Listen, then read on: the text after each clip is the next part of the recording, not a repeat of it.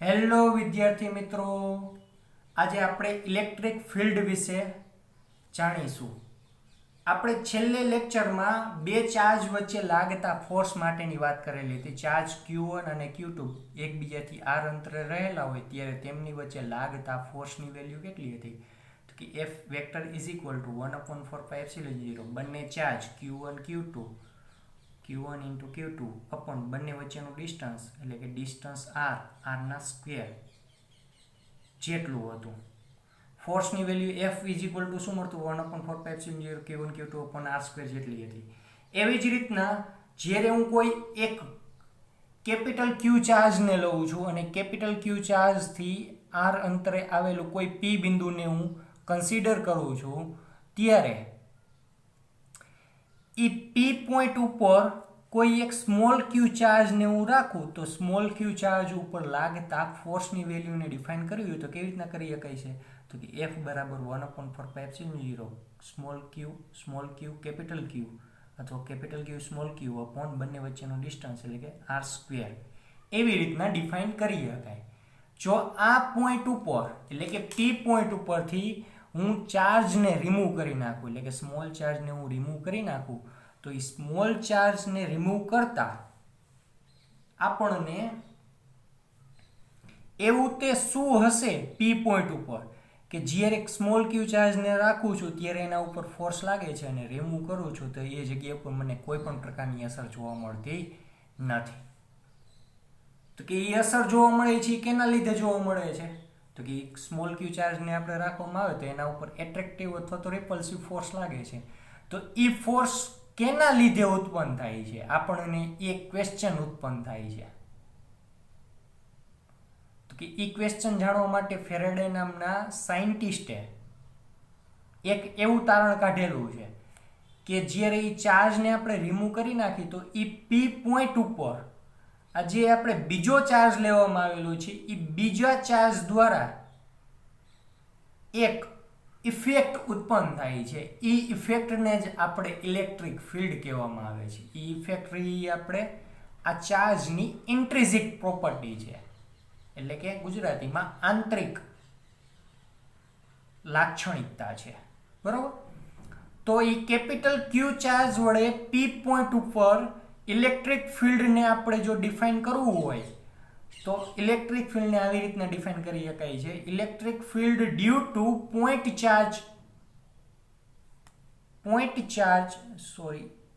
Electric field due to point charge capital Q at distance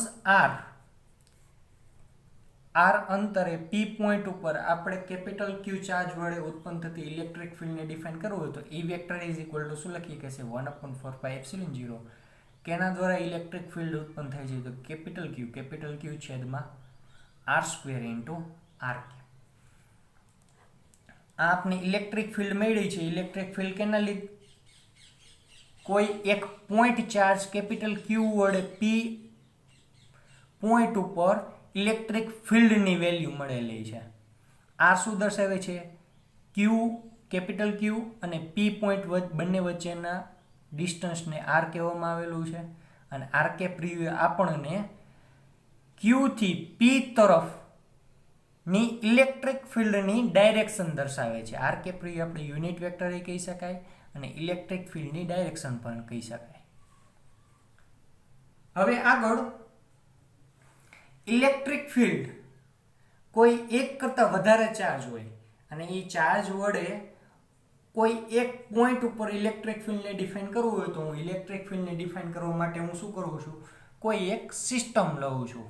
Cartesian coordinate system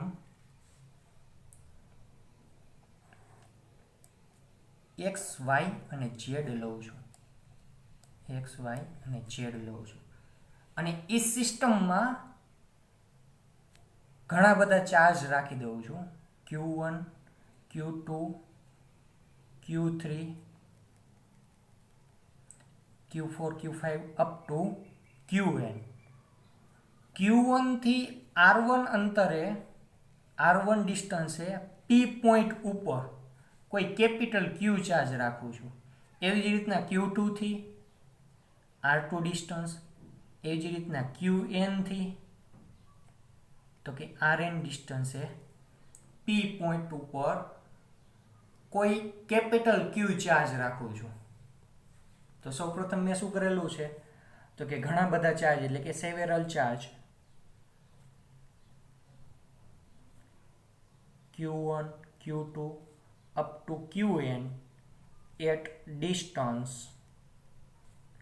R1, R2, R3 up to Rn from capital Q charge.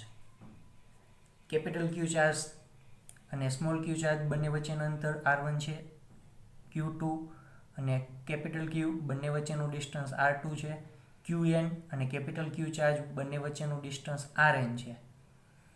તો કે આ બધા જ charge વડે P point ઉપર રહેલો capital Q charge ઉપર લાગતા ફોર્સની વેલ્યુ મેળવવી તો આપણે કેવી રીતના મેળવવામાં આવશે તો કે પહેલાં તો સૌપ્રથમ Q1 ચાર્જ વડે સ્મોલ Q વડે કેપિટલ Q ઉપર લાગતા ફોર્સની વેલ્યુ મેળવવાની, Q2 વડે કેપિટલ Q ઉપર લાગતા ચાર્જની વેલ્યુ મેળવવાની, up to Q3, Q4, Q5 up to Qn charge વડે કેપિટલ Q ઉપર લાગતા ફોર્સની વેલ્યુ મેળવવાની અને દરેક ફોર્સનું સમેશન કરી નાખવામાં આવે તો આપને P પોઈન્ટ ઉપર રહેલા કેપિટલ Q ચાર્જ ઉપર લાગતા ફોર્સની વેલ્યુ મેળવી શકાય,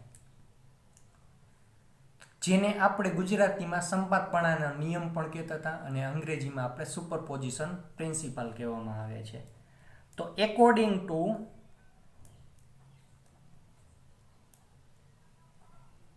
સુપરપોઝિશન પ્રિન્સિપલ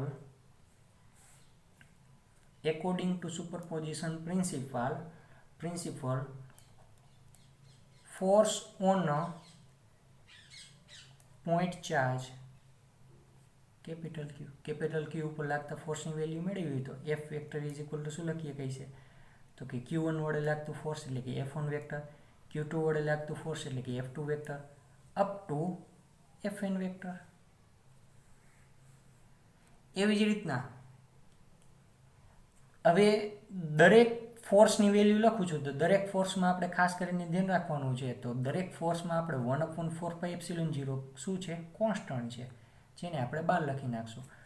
હવે Q1 વડે કેપિટલ Q ઉપર લાગતું ફોર્સને ફાઇન્ડ આઉટ કરવું હોય તો શું કરવું પડશે બંને વચ્ચેનું ડિસ્ટન્સ એટલે કે R1 અને બંને વચ્ચેનો ચાર્જ એટલે કે આનો ચાર્જ Q1 અને આ પોઈન્ટ ઉપરનો ચાર્જ કેપિટલ Q તો કે capital Q into small Q1 બંને વચ્ચેનું ડિસ્ટન્સ R1².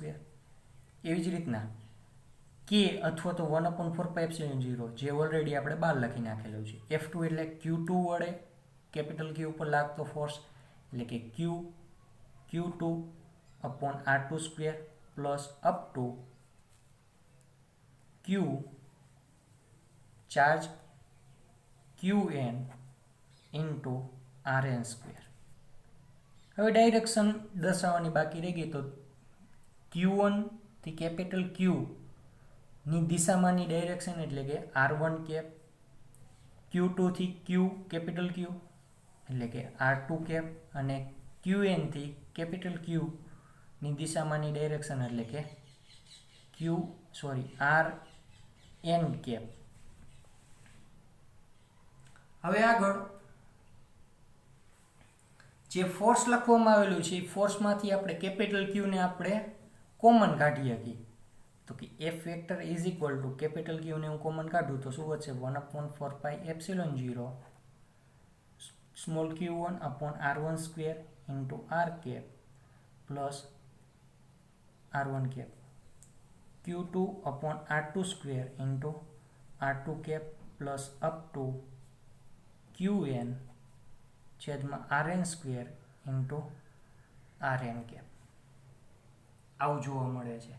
તો જોવો જોઈએ આપણે આગળ ઇલેક્ટ્રિક ફિલ્ડ લખેલી છે એ ઇલેક્ટ્રિક ફિલ્ડમાં શું હતું 1/4πε0 Q R² upon R². ઉપર ખાલી Q હતો નીચે R² હતો અને 1/4πε0 હતો.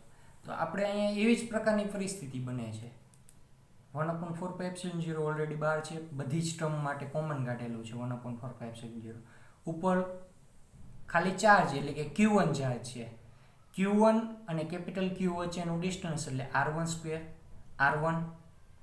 એવી જ રીતના ઉપર માત્ર ચાર્જ આપવામાં આવેલું છે, નીચે ડિસ્ટન્સનો સ્ક્વેર છે, ઉપર ચાર્જ છે, ડિસ્ટન્સનો સ્ક્વેર છે. તો કે જે પહેલી ટર્મ હું લખું આ 1/4πε0 અંદર લખી નાખું તો શું મળશે? 1/4πε0 Q1 R1 square into R1 cap. R1 cap તો આપની ડાયરેક્શન દર્શાવે છે. તો હવે હું અહીંયા F vector is equal to capital Q ને હું એમને રાખી દઉં છું. તો જોવો જોઈએ 1/4πε0 into Q1 R1 square into R1 cap એટલે હું શું લખી શકું? તો કે E1 વેક્ટર પ્લસ પેલા ચાર્જ વડે ઉત્પન્ન થતી ઇલેક્ટ્રિક ફિલ્ડ લખી શકું. એવી જ રીતના 1/4πε0 into Q2 R2 square into R2 cap એટલે હું શું લખી શકું? તો કે બીજા ચાર્જ વડે ઉત્પન્ન થતી electric field plus up two En vector. તો કે આ ઇલેક્ટ્રિક ફિલ્ડ આપને સંપૂર્ણ સિસ્ટમની ઇલેક્ટ્રિક ફિલ્ડ દર્શાવે છે. E1 vector plus E2 vector plus up two En vector દરેકનો સરવાળો છે તો હું એને E વેક્ટર વડે દર્શાવી દઉં છું. Electric field E vector. આને હું ઇક્વેશન નંબર 1 કહી દઉં છું. તો જોવો જોઈએ આપણે ઇલેક્ટ્રિક ફિલ્ડ રહી, ઇલેક્ટ્રિક ફિલ્ડને કરતા બનાવી તો શું મળશે? E vector is equal two F vector upon capital Q. તો કે ઇલેક્ટ્રિક ફિલ્ડ બરાબર શું થાય છે? તો કે ઇલેક્ટ્રિક ફિલ્ડ કોઈ એક ચાર્જ ઉપર ચાર્જ દ્વારા ઉત્પન્ન થતી ઇલેક્ટ્રિક ફિલ્ડ શું દર્શાવે છે? તો કે ફોર્સ પર યુનિટ ચાર્જ. એટલે કે એકમ ચાર્જ દીઠ ઉત્પન્ન થતા ફોર્સને શું કહેવામાં આવે છે? Electric field. Force per unit charge that is known as the electric field. Electric ફિલ્ડનો યુનિટ કેવો હોય? તો યુનિટ શું કહીએ કાંઈ? તો SI યુનિટ બાજુમાં લખું છું. તો કે SI યુનિટ ફોર્સ માટેની યુનિટ ન્યૂટન છે, ચાર્જ માટેની યુનિટ કુલમ છે. તો કે SI યુનિટ ન્યૂટન પર કુલમ થશે. એવી જ રીતના ઇલેક્ટ્રિક ફિલ્ડનું આપણે આ જગ્યા ઉપર સમેશન કરવામાં આવેલું છે. જો આ પોઈન્ટ રહી આપણે શું દર્શાવે છે? ઇલેક્ટ્રિક ફિલ્ડ આ 1/4πε0 પણ આવી જાય. આ આપણને ઇલેક્ટ્રિક ફિલ્ડ દર્શાવે છે. તો આ ઇલેક્ટ્રિક ફિલ્ડને મારે દર્શાવવું હોય તો હું કેવી રીતના દર્શાવી શકું? તો electric field E vector is equal to 1/4πε0 તો બધામાં કોમન છે. જો અહીંયા 1 છે તો અહીં 1 છે, 2 છે તો 2 છે, અને અહીં 2 છે, n છે તો n છે, તો અહીં n છે. તો એને હું સમેશન ફોર્મમાં ફેરવી દઉં છું. તો સમેશન ઓફ કેવી રીતના લખીએ? કોઈ મેથેમેટિક ટ્રીટમેન્ટ પ્રમાણે અહીંયા 1 છે તો 1 છે, અહીં 1 છે એટલે 1 1 કોમન આપેલું છે. પહેલામાં 1 છે, 2 છે, 3 4 5 અપ ટુ n. તો હું એને I કહી દઉં છું. I બરાબર ક્યાંથી ચાલુ થાય છે? 1 થી n. પહેલામાં આપણે શું છે? Q I અને પછી RI square into RI cap. બરાબર? જ્યાં 1 1 1 આપેલું છે અહીંયા મેં I કરી દીધેલું છે. તો હવે પહેલાં I બરાબર 1 મૂકું તો Q1 છેદમાં R1 square into R1 cap મળી જાય. પછી સમેશન છે એટલે પ્લસ ફરીથી મેં 2 મૂકી દઉં. 1ની જગ્યાએ ઉપર શું કરવાનું છે? 2. તો શું થઈ જશે? ઉપરની ટર્મ મળી જાય છે Q2 છેદમાં R2 square into R2 cap plus up to n મૂકું તો Qn ઉપર Qn છેદમાં Rn square into Rn cap મળે. તો જો ઉપરની જે ટર્મ લખેલી છે એ જ ટર્મ મને મળી જશે. આવી રીતના હું દર્શાવીશ ને તો હવે આગળ આ જે મેં ચાર્જ ડિસ્ટ્રીબ્યુટ કરેલા છે એ ચાર્જ જો કન્ટિન્યુઅસ હોય, છેલ્લો પોઈન્ટ છે, જો એ ચાર્જ રહ્યું એ ચાર્જ કન્ટિન્યુઅસલી ડિસ્ટ્રીબ્યુટ થયેલા હોય, એટલે કે વિદ્યુત ભારનું સતત વિતરણ થયેલું હોય તો એના ઇલેક્ટ્રિક ફિલ્ડને લખવું હોય તો હું ઇલેક્ટ્રિક ફિલ્ડને કેવી રીતના લખું છું? અત્યારે જે ચાર્જ હતા એ ચાર્જ કન્ટિન્યુઅસલી ડિસ્ટ્રીબ્યુટ નહોતા થયેલા એટલે મારે એનું સમેશન કરવામાં આવેલું હતું.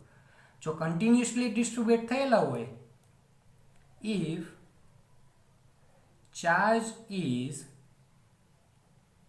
continuously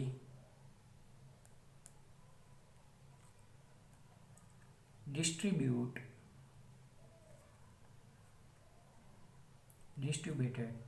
then electric field E vector કેવી રીતના લખવામાં આવશે તો કે જે જગ્યા ઉપર સમેશન છે એ સમેશન યુ આપણે ઇન્ટિગ્રેશનમાં કન્વર્ટ થઈ જશે તો શું થશે આપણે સમેશન યુ ઇન્ટિગ્રેશનમાં કન્વર્ટ થઈ જાય તો આપણે તો કે E vector is equal to 1/4πε0 integration of જ્યાં Q છે એની જગ્યા ઉપર ચાર્જ એલિમેન્ટ dq થઈ જશે upon r² into r cap એની ડાયરેક્શન થઈ જશે જો ચાર્જનું કન્ટિન્યુઅસ ડિસ્ટ્રીબ્યુશન થયેલું હોય તો આપણે એવું વિચારવામાં આવશે કે ચાર્જને આપણે સ્મોલ ચાર્જ એલિમેન્ટમાં કન્વર્ટ કરવું પડશે અને સ્મોલ ચાર્જ એલિમેન્ટનું આપણે જો ઇન્ટિગ્રેશન કરી નાખવામાં આવે તો આપણે પૂરા સિસ્ટમ વડે મળતી ઇલેક્ટ્રિક ફિલ્ડની વેલ્યુ મને મળી જશે.